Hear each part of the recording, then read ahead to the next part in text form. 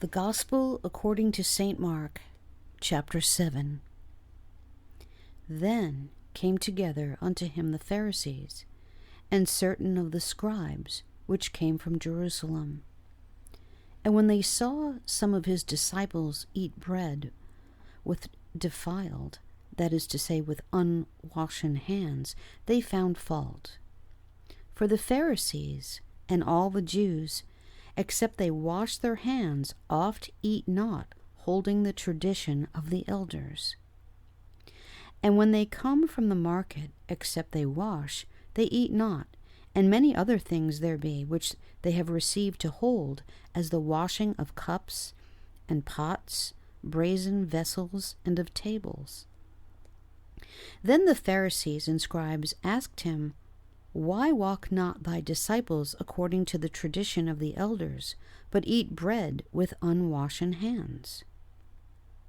He answered and said unto them, Well hath Esaias prophesied of you hypocrites, as it is written, This people honoureth me with their lips, but their heart is far from me. Howbeit in vain do they worship me, teaching for doctrines the commandments of men.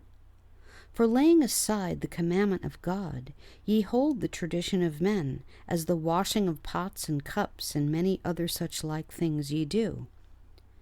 And he said unto them, Full well ye reject the commandment of God, that ye may keep your own tradition. For Moses said, Honour thy father and thy mother, and whoso curseth father or mother, let him die the death. But ye say, If a man shall say to his father or mother, It is Corban, that is to say, a gift, by whatsoever thou mightest be profited by me, he shall be free. And ye suffer him no more to do aught for his father or his mother, making the word of God of none effect through your tradition, which ye have delivered, and many such like things do ye. And when he had called all the people unto him, he said unto them, Hearken unto me, every one of you, and understand. There is nothing from without a man that entering into him can defile him. But the things which come out of him, those are they that defile the man. If any man have ears to hear, let him hear. And when he was entered into the house from the people, his disciples asked him concerning the parable. And he said unto them, Are ye so without understanding also? Do ye not perceive that whatsoever thing from without entereth into the man, it cannot defile him? Because it entereth not into his heart, but into the belly, and goeth out into the draught, purging all meats.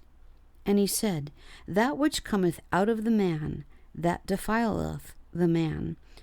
For from within, out of the heart of men, proceed evil thoughts, adulteries, fornications, murders, thefts, covetousness, wickedness, deceit, lasciviousness, an evil eye, blasphemy, pride, foolishness. All these evil things come from within and defile the man. And from thence he arose and went into the borders of Tyre and Sidon, and entered into an house, and would have no man know it, but he could not be hid. For a certain woman whose young daughter had an unclean spirit heard of him, and came and fell at his feet.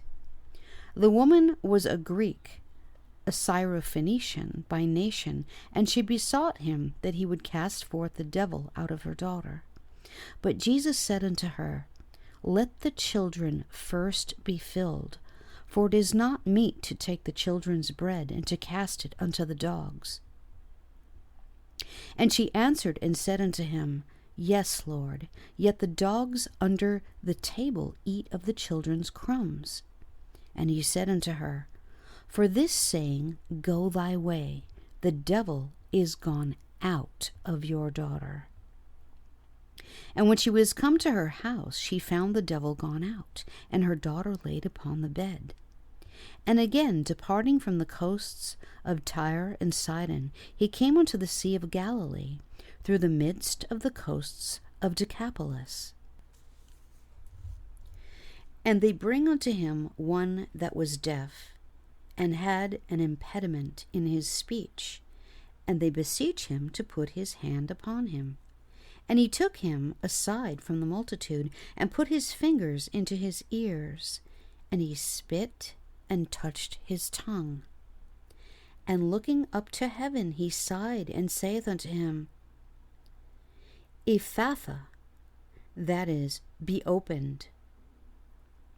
And straightway his ears were opened, and the string of his tongue was loosed, and he spake plain. And he charged them that they should tell no man. But the more he charged them, so much the more a great deal they published it, and were beyond measure astonished, saying, He hath done all things well. He maketh both the deaf to hear, and the dumb to speak.